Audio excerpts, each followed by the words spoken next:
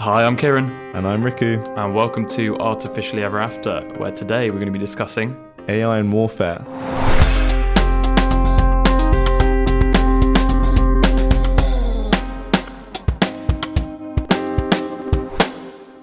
Yeah, hi everyone, welcome back. Yeah, it's been a while since our usual setup. It's nice though to be back in the room with just the two of us, isn't it? If you didn't see, our last episode was a live episode that we did in front of a crowd of people, which was very strange. Yeah, and it was a bit of a sweaty affair, but luckily in the video recording, couldn't really see. Oh yeah, we did get a bit hot under those. There was stage lights, there was a big audience.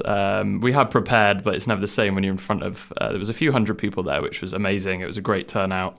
And yeah, we were super happy to be invited to do that event. We're definitely looking to do more like that in the future, but for now, yeah, we're returning back to our normal episode schedule, aren't we, of the two of us with some guests to come in the future. Oh, yeah, we'll tease at the end. Yeah, we got back to the studio and they actually did it up a bit, so we've got some better soundboards on the side. Yeah, and this is our first time as well. If anyone's listening just via audio, we're now starting to record the podcast as well, so we might get a video version of that available soon. But yeah, for now, we're going to be doing today's topic on AI in warfare. Yeah, AI and warfare feels like a really relevant topic these days. Sadly, there's a few conflicts going on right now, and there's been a lot of media coverage on the new applications of AI and warfare. Yeah. And we feel like it's important to actually demystify this topic a bit, because we're starting to see certain narratives and certain kind of slightly more scary concepts being written in stories and headlines. So hopefully after today's episode, we can make a bit more sense of these. Yeah, I mean, we're going to delve into what we mean by AI and warfare, but you actually see a lot of people saying that autonomous weapons and computer-powered warfare is going to be the third revolution in warfare after the first ones, which people say are the invention of gunpowder, and another one which drastically changed how we were entering warfare was the threat of nuclear weapons as well. And this third revolution is the introduction of autonomous weapons. So yeah, we're going to go into all of that.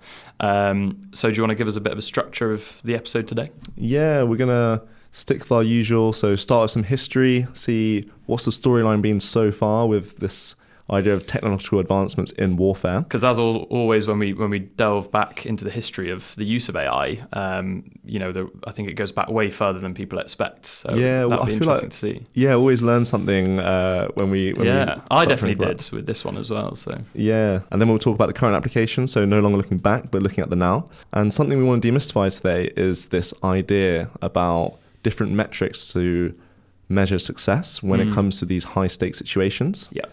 We'll have our fun fact segment, and then we'll talk about the ethical and legal implications as usual, and then look to the future. Cool, so let's get into it. So Kieren, do you want to give us a rundown on the history?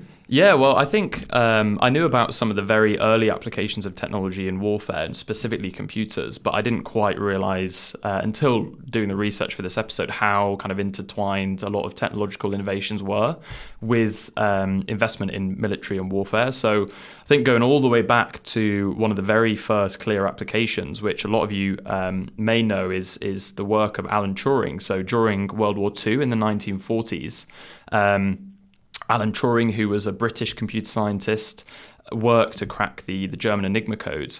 He worked on that at Bletchley Park here in England, not too far from where we are in Bristol.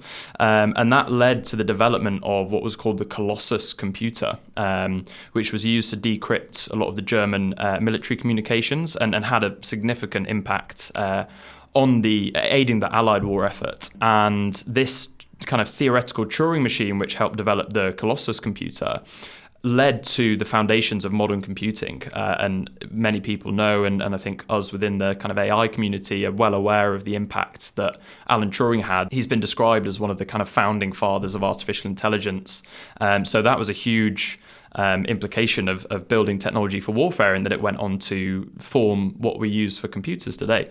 And similarly, in the 60s, we had ARPANET, which was developed by the Advanced Research Projects Agency, which is now DARPA, which some of you may have heard of, which is America's big defense research agency within the Department of Defense. And this ARPANET was basically designed initially to facilitate very secure communications of data between military personnel and research institutions.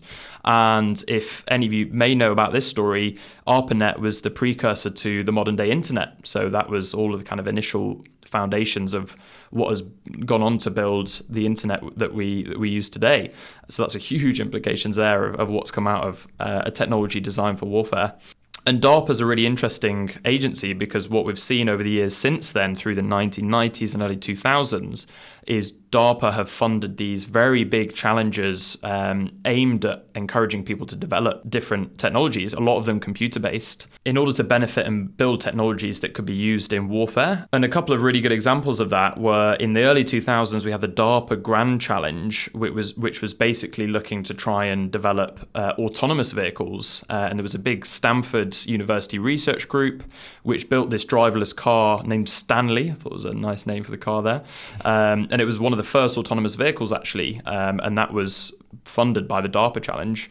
And then in 2010s, we had DARPA funding these big robotic challenges, which actually led to the formation of some very big companies in robotics, such as Boston Dynamics, which many of you might have heard of. And they basically developed some of the most advanced humanoid robots to date. And then, since 2014, we basically had this big initiative from the Department of Defense, which was called the Third Offset Strategy. But that was basically a massive shift in at least America's strategy for warfare technology, which lent majorly into advancing artificial intelligence and autonomous weapons because they thought that would be the future of warfare. And basically since then, the rest is history, and we've seen a huge increase and uptick in development of autonomous weapon systems and technologies. Wow, so DARPA is the name to watch out for. DARPA does seem like the name to watch out for, yeah. And I think, we are, throughout this episode, going to loop back and focus a lot on the Department of Defense within the United States of America and DARPA specifically, but I think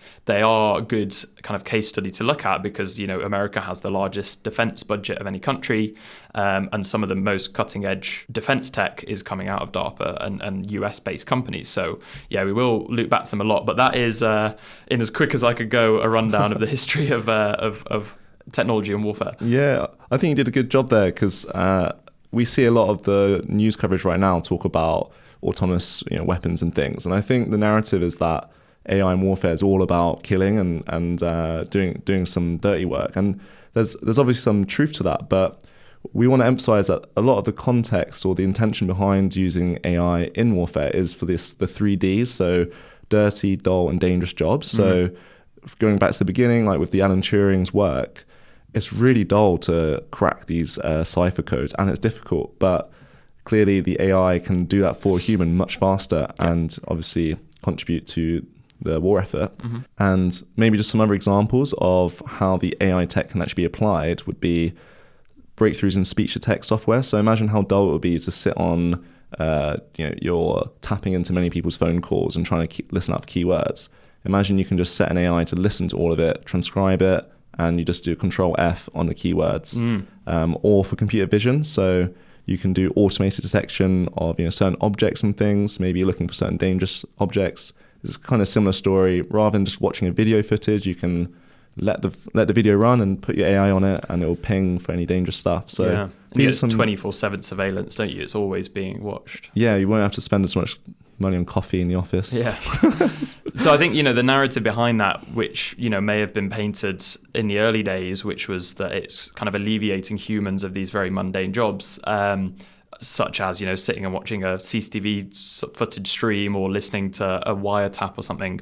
That's a very nice way to kind of frame it, but the picture is actually a little bit more grim when we look back. So for instance, some of the stories that came out of the NSA in America from whistleblowers like Edward Snowden was that we were actually utilizing this technology for mass surveillance, and it was allowing us to do something on a much larger scale than had been done before. So rather than replacement, it was kind of enabling something new. So yeah, I think again, we always say this, not just in these kind of very high stakes applications of warfare, but we always say with AI development, like there are kind of two sides to that coin, and what they're being sold as and the promises that are being made compared to what they end up being used for. Yeah, that's a good point, because I guess if you're replacing dull jobs in particular, dull jobs take time, but AI is quick, so you can just scale up in those applications. Exactly, and like, is that scale up going to result to something completely different? So yeah, well, okay, so how about we move on to some more current applications and where we're seeing AI in warfare? And I think one of the much more subtle ones and kind of the scarier ones is related to things we've spoken a bit about in the past, which is about AI and cyber warfare. So one really scary way that this is happening in our society is about social media algorithm manipulation. So you can imagine it's about the conversation on deep fakes and the importance of the morale of a country that's in conflict. And you can imagine that an opposition would like to tap into that and manipulate that slightly. Yeah, so changing like who they perceive to be the threat and like what the kind of overall sentiment is. Yeah, these are, we did touch briefly, didn't we, in our kind of recommendation system episode. Yeah, deepfake, real problem. Deepfake, real problem, the AI that runs the world. So yeah, go back and check those out if you want to hear more on that stuff. But we're not going to be focusing too much on that today, are we? Yeah, exactly. So what are we going to be talking about? Yeah, so there was a really interesting statistic, which is that fewer people have actually died in conflicts in recent decades than in most of the 20th century. So we did start to see this general decline in how many people were going to war and dying in war. I think because there was more and more of this cyber warfare going on, there was more kind of manipulation of actual governments and countries. But very sadly, what we've started to see in just the past few years is that kind of trend of the deaths in warfare is actually going back up again. And, you know, we know correlation doesn't equal causation, but what we've started to see around that same time is that there's been a big increase in investment for new defense tech and these companies that are developing new autonomous weapon systems. And there seems to be an uptick in the research and development that's going on in that area. So, you know, we probably will do an episode maybe down the road on cyber warfare specifically. But today we very much wanted to speak about armed conflict and physical warfare. And just to paint the picture slightly, we wanted to look at what is trying to be done within warfare currently and what AI brings to the table. And basically, it's a much closer integration between human soldiers and digital AI systems. So we've obviously got a lot more data and computers that are being used within planes or ships and kind of everywhere on the battlefield. And there's a lot more information being transferred over the internet. So we're trying to bridge that gap between humans understanding that information and making decisions on it. And the way that we can do that is with AI systems. And this is basically going to enable a single human or much fewer humans to control and coordinate a very wide range of autonomous vehicles and assets, and, you know, work and operate on different information streams rather than have this huge team of people. And basically what that's allowing us to do is significantly increase military power without significantly increasing money or personnel. So basically doing much more with less. So efficiency is, I think, the main driver here. So people don't really care, you know, if you're getting the job done, they don't really care whether it's done by AI or by humans. But if you're doing that task and achieving that goal much more efficiently, quicker, saving more lives possibly, then that is the incentive for using artificial intelligence. That's very interesting, because I guess the key ethical questions there are which tasks is that perspective appropriate? And maybe something that's quite an interesting conflict that's going on right now is the Russia-Ukraine war. Because when we're talking about doing much more with less, it's clear that using AI and using autonomous drones in warfare allows smaller countries like Ukraine with much less than Russia being able to put up a very strong fight. Yeah, and I think, you know, the conflicts which are going on currently, so Russia-Ukraine war, we'll be getting later into Israel-Gaza conflict. So, you know, a lot of these kind of wars which are happening in recent years, we are seeing a kind of different narrative and rhetoric with who has the strength in those fights and what techniques and tactics are being used. And we're starting to see the tides change. Which is why I think we've got this new discussion and conversation around the role of AI and computers in warfare. So we've seen in recent years, which kind of support that, a lot of investment from different countries in developing this kind of new approach to war. So one good example here in the UK was a big investment in this project called Stormcloud, which was a Royal Navy project. And this was actually a collaboration where the Navy enlisted the help of Microsoft and AWS, which is Amazon Web Services. So these very big tech companies, which, you know, in the public eye do something completely completely different to having any involvement in warfare. I mean, I definitely didn't realize that either. But they worked on this system, which was basically to develop this kind of mesh internet network where we could bring together and integrate lots and lots of different streams of information coming from different sensors and different vehicles, and integrate that into one place where it was very easy to make decisions and command and control based off of that information. And the idea which was basically put forward was that it would allow kind of each person that was interacting in that war to see seamlessly what was happening elsewhere at the same time. So what we would have was data being collected on the ground. So that could be in kind of small rugged computers which are actually strapped to military personnel's backpacks or on vehicles themselves. So we've got all these different sources of the data, and they would be sent via satellite to cloud servers. And we would then have command and control software, which would integrate all of that information, and it could do things like identify objects on the ground. It could suggest where drones should be flying to gather more intelligence. It would then even be able to suggest which targets to strike using which specific weapons. So it's all of the things which humans would previously be doing from a lot of knowledge and experience in the battlefield. And that was actually being suggested by the computer based on all of these different information streams. So I guess the main idea of Stormcloud is leveraging just how powerful computation's become, and we've now been able to integrate lots of different data sources. So if you imagine how many things you have to consider when making some big, military combat decisions, having the AI to almost sort and rank, the most important information, maybe some trucks are low on fuel, and with this, with these low-level sensors, you can easily get that information in real time. Yeah, exactly. And I think there's another good company which has a similar narrative to why they're doing this stuff, which is an American-based defense tech firm called Anduril. And they are basically motivating all this by the fact that there's way too much data for a single kind of officer or commander to integrate and understand by themselves. And also using computers allows you to make those decisions at a much quicker speed, at the speed of computers and software, rather than the speed of a human kind of going through all those information sources and acting on them. And I guess the narrative there is that potentially in that difference in speed for making those decisions, you could save countless lives. And again, Anduril's approach to this new era of warfare is very similar to what Stormcloud was trying to do. So they've got two sort of main approaches that they use AI for, which is command and control. So that's enabling people to move with machine speed and make decisions with heightened confidence, greater security as well of that information transfer.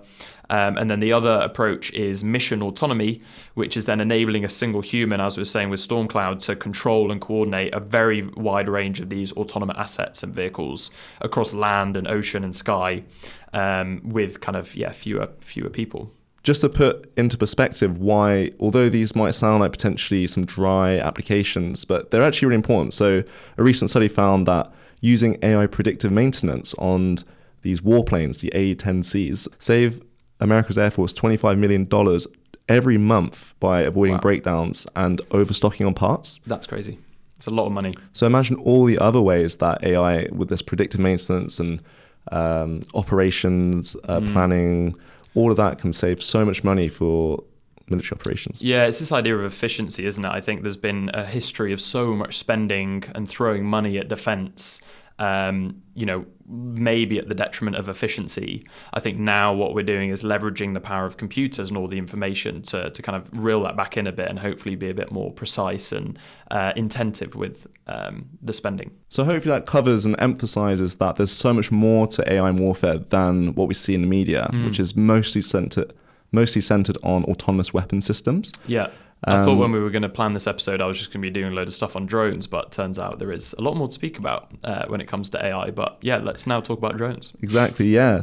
And let's just kick off with just some different considerations and definitions. So drones are typically vehicles or some devices that do not have a human inside them that are actually controlling them. So yeah.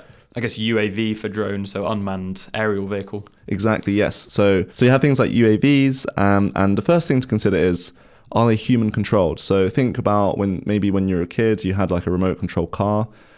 everything the car does is actually because of your fingers that are pressing the buttons. And if you don't hold the controller, the car won't move. Yeah.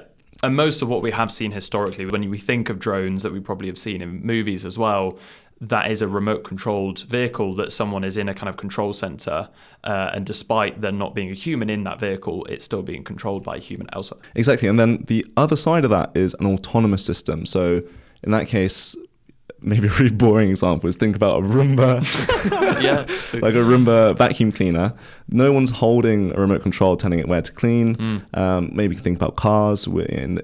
Maybe in the near future, you can start seeing humans don't need to hold the steering wheel, which would be a human-controlled car, and turn it into an autonomous car. I think the key difference here, and why I mentioned the Roomba, is that it's clear there's no human inside the Roomba. So although you can get these devices that it might not be clear just from looking at the device whether it's human-controlled or autonomous.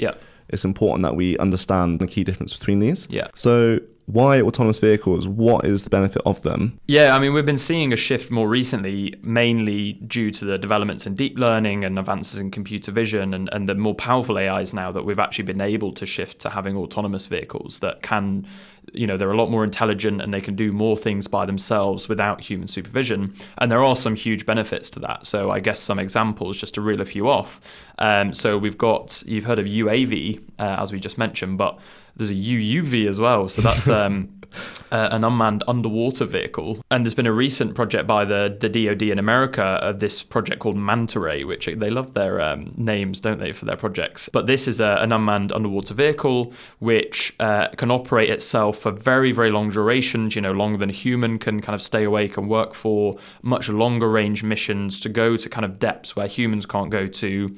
Similarly, if we've got unmanned aerial vehicles, so if we've got fully autonomous aircraft, they could possibly do some kind of maneuvers and pull more G-forces than any human could. So we've got all these kind of benefits of things that if we're already pushing humans to the limit, perhaps if we remove the human from the equation, we can do more with those vehicles and those weapon systems. And another very clear motivation, one thing that's happening a lot, I think, in the Russia-Ukraine war for the investment in fully autonomous drones is that when we don't have a human controlling that vehicle, we need still a kind of remote connection to that vehicle. If the enemy are using kind of jamming systems to remove any connection to that unmanned vehicle, then it would kind of just crash into the ground. Whereas if you've got a fully autonomous aerial vehicle, it can fly itself to the target and you don't actually need any remote connection. So jamming systems no longer have any effect. So that's another big motivation. Yeah, and again, putting some numbers on it, the US Navy report that autonomous ships cost around $20,000 per day to operate compared to $700,000 per day when using a human operator. So yeah, a lot cheaper as well. Another big motivation. I wonder how much of that is paying the kind of personnel as well in those big destroyers. So yeah, lots of motivation and therefore a lot of investment that's going on. But there have also been other examples where we've seen autonomous systems for a while now. So I think another good example and a sort of tangent, a different way that AI can be used is for defense systems rather than offensive systems. So the Iron Dome is a really good example that's used in Israel. And this is a defense system against incoming missiles. So it's basically this monitoring system that uses radars to detect if enemy rockets have been fired and are coming into a certain location. And then there's a control system that's using machine intelligence to track the trajectory of that missile, where it's going to kind of impact. And then what happens is automatically another missile is launched from within the Iron Dome that intercepts that incoming rocket and explodes near it to neutralize that threat. So this is a fully autonomous system because the main benefit there is when you don't have a human in the loop, they need to work much, much quicker. So you need rapid response if you've obviously got a missile coming towards you. So yeah, that's another example of how AI is being used there for defense as well. Yeah, and there's this book called The Human Machine Team, which has a lot inside it on AI warfare, and they talk about target prediction. So they outline that you can actually use AI to track things like video surveillance, tracking phones. So you can actually look into like what WhatsApp groups people have been in, have they been in the group with a known militant, changing cell phones every few months or addresses. So there's lots of different pieces of data that you can track on individuals to to identify targets using AI. So Wow. it's that idea that you can track loads more data and loads more data processing that a human wouldn't be able to do. And yeah, I think this brings us to a really good topic, which we're going to do a tiny bit of demystifying here, which we do promise with this podcast. And it will then transition us very nicely into the second half of talking about the ethical and legal implications, which is, with all of these AI systems that we've just discussed, so autonomous weapon systems, defense systems, and most notably target prediction, if all of these are being powered by machine learning algorithms, as we've mentioned in our previous episodes, when these are kind of data-driven approaches, they need to be given sort of a central goal which they optimize. So we need to ask ourselves the question, like, what is the central goal of each of these systems? And I think target prediction is a really intuitive one to use as an example when we dive into what their kind of metric for success is. Yeah, it's really important we discuss this because a lot of the time we think of success as the accuracy. So it's for a given prediction, what's the chance that it's true? How confident are we that it's true? So a really intuitive example is, maybe if we remember back in COVID times, most people don't have COVID at a given time. So let's say there's 100 people in a room and like 90 of them don't have COVID and 10 people do.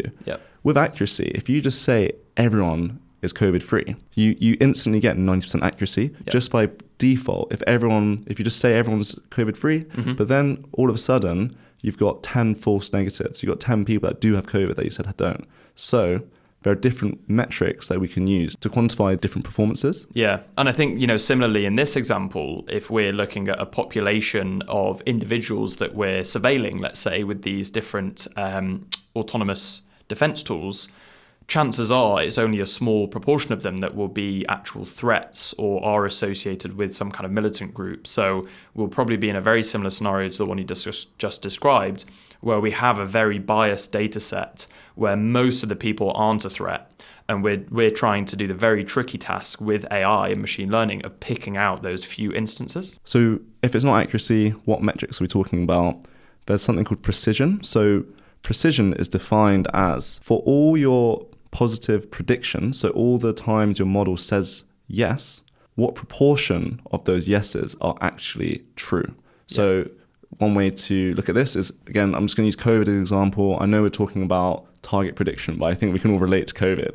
So it's that if your COVID test says, yes, you have COVID, what's the probability that's true? So if the precision is 100, it means that if it says, yes, you have COVID, you definitely do. It doesn't say anything, though, about whether it says no. On the other hand, you can have something called recall. This is defined as the proportion of actual positives that are correctly identified. So again, if we go back to that COVID example, 10 people in a room out of 100 have COVID, the other 90 don't. With recall, what you do is you take those 10 people and count how many of them were correctly predicted with COVID. So in that case, if recall was 100, that means that all 10 of those people in that room were correctly identified.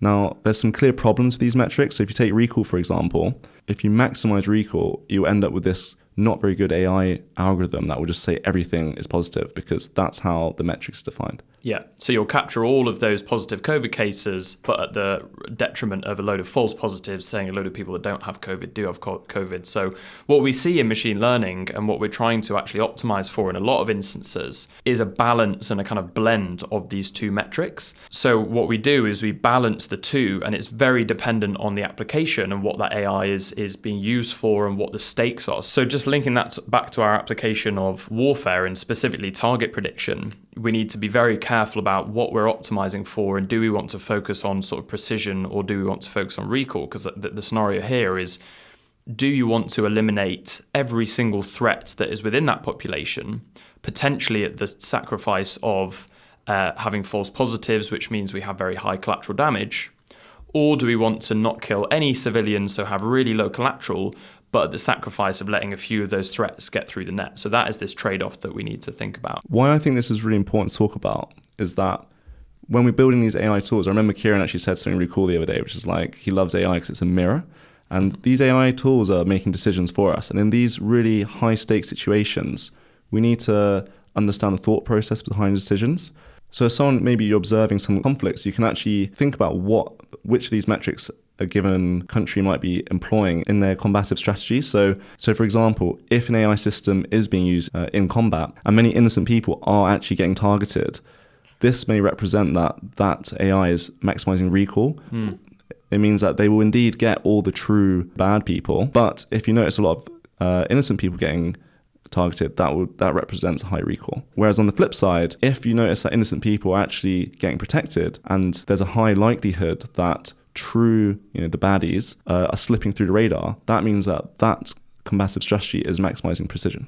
Yeah. So well, now that will tie us really nicely into our second half when we go in a bit more into these ethical and legal implications. But let's take a quick break. Very heavy episode this time, but we're going to squeeze in a fun fact to break the flow.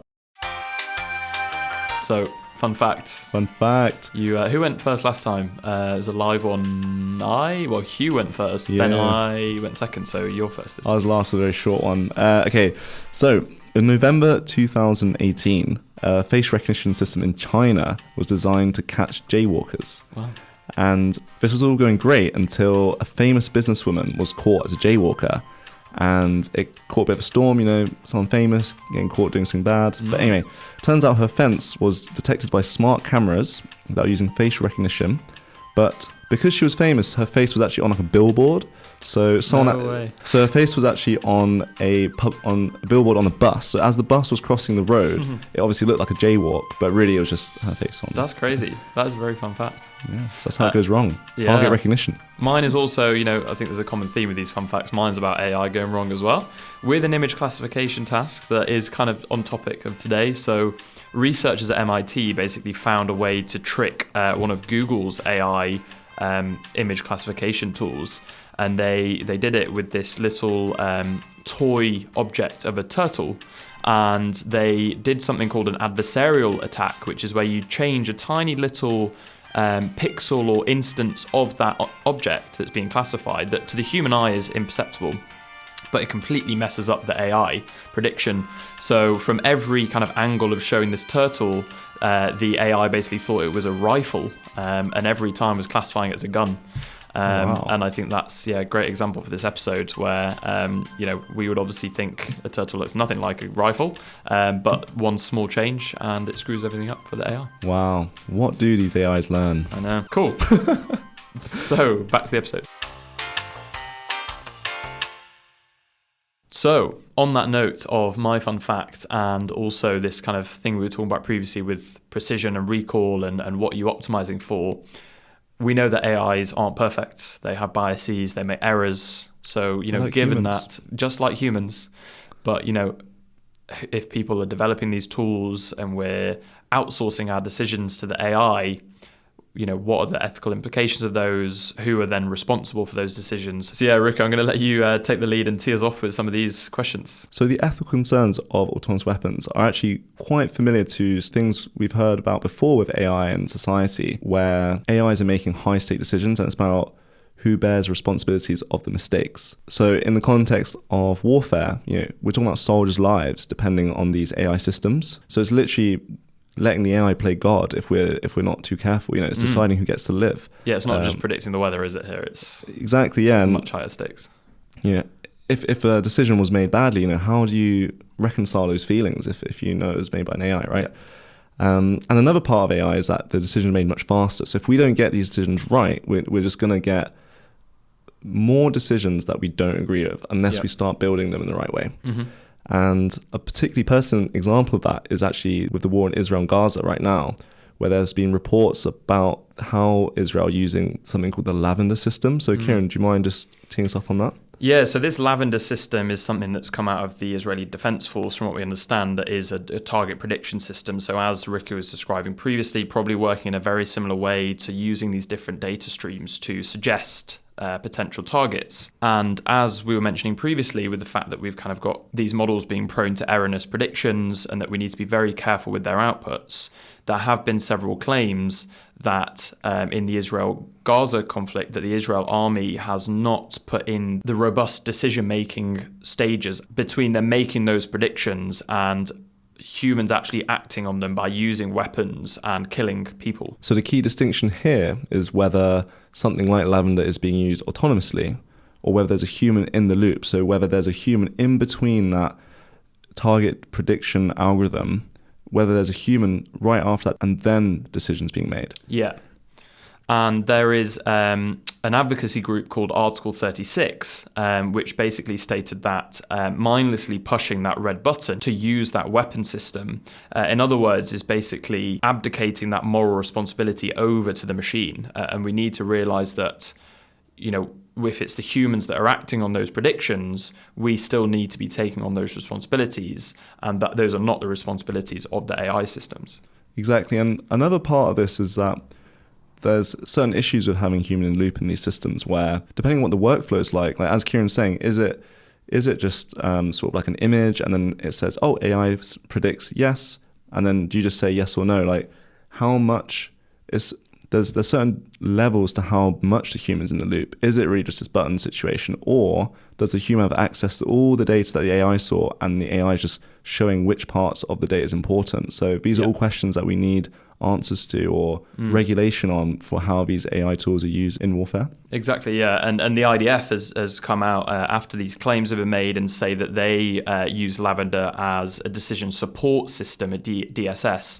And it is very much used in the early stages of operation and command and control. And there is very robust framework after that before any weapon systems are used. But again, like Riku was saying earlier on, that what we actually need to look at is the number of civilians which are being killed, that precision recall, the collateral damage rate. And from what we're seeing from reports, it would seem as though the claims being made of people acting much more directly on those outputs are more likely to be true. And just to relate this to what we spoke about earlier when talking about metrics and how do we score the performance of these systems, as we mentioned that the AI tools help for efficiency, and when it comes to combat, you want to make sure that combats end as quickly as possible. Yeah, and I think that then transitions us into kind of the legal frameworks, because in order to make sure that the defense agencies and the companies which they're contracting are optimizing for what the public think is the kind of correct thing to do, we need to impose legal frameworks which make sure that these AIs are being trained in the correct way and are predicting based on the right goals. But that is, inherently a very, very tricky question to solve. And arguably a lot of people, even the ones designing those systems, don't necessarily know the answers. And before we've employed these systems out in the real world, we're not going to know how those biases and AI tools manifest themselves. And the stakes are extremely high, obviously, when we're deploying those in the real world.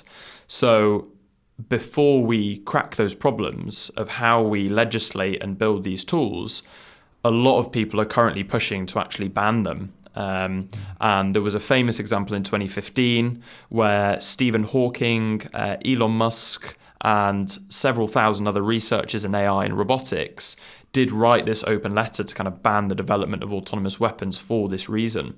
But obviously, as we've seen since then, they haven't been banned. They were rejected by a lot of the world's military powers. And we are getting into these very difficult ethical questions and need to legislate them. So one solution that's been posed in the meantime is that we very much need to maintain human oversight. So there was a UN Secretary General who stated in 2023 that we should ban any weapons that operate without that human oversight and are purely reliant on those AI tools and predictions. So before we start answering these questions and getting the solutions, we can't take humans out of the loop. And this is scheduled to be put in place by 2026, so that's a few years from today. And part of the problem why it's taking time to actually figure out how to legislate this is that in 2022 we found that there's 12 different definitions for what an autonomous weapon actually is. Wow. So and different countries have different ones. I'm not going to read them out because they're very boring, but Canada, China, France, Germany, Israel, NATO, Norway, United Kingdom, they all have different definitions. So the first step is to agree on what we're talking about with autonomous weapons, and if we're going to ban them, it's really important we know what they are. Seeing a common theme here, we saw a very similar situation with autonomous driving, didn't we, on autonomous vehicles? Like it's impossible to think we could legislate something before we know what it is we're trying to legislate.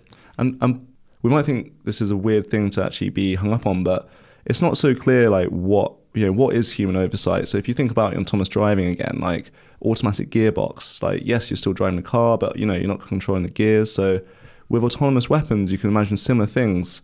Think about autopilot on a plane. Like how much of it's not as obvious as we may think initially when we see autonomous weapons, how much is being automated and how much is given to a human. So that is currently part of the discussion.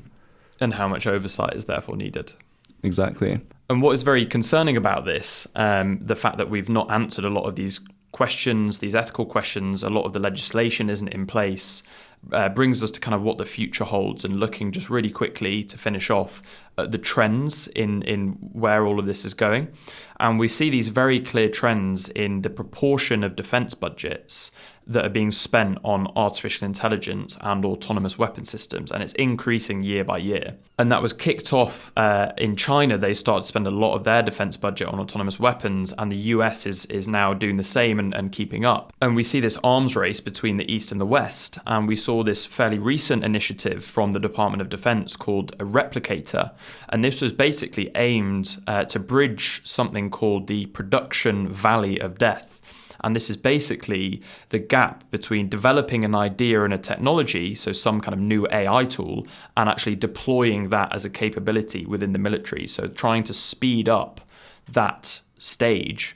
And we need to ask ourselves the question, is that potentially at the detriment of having very ethical and robust systems where we thought a lot about these questions about what are those AIs being trained for, what are the kind of real world implications. So we're starting to see more and more autonomous systems that are being invested very heavily in and developed at a very increasing pace. And what we're going to start to see in the predictions for the future of warfare is more and more of a blurring of the line between ISR, so intelligence, surveillance and reconnaissance, and C2, which is command and control. So humans are basically going to be removed more and more from this kind of loop and have less oversight.